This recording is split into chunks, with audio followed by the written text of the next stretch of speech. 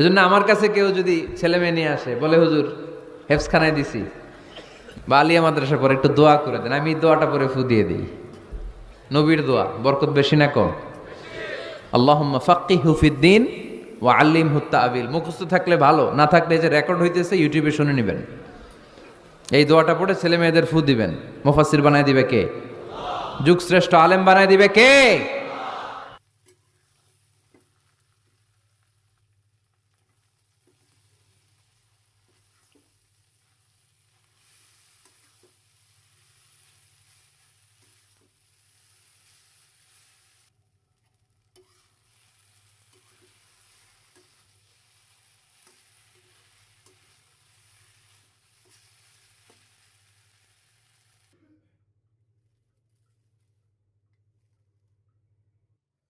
খাও।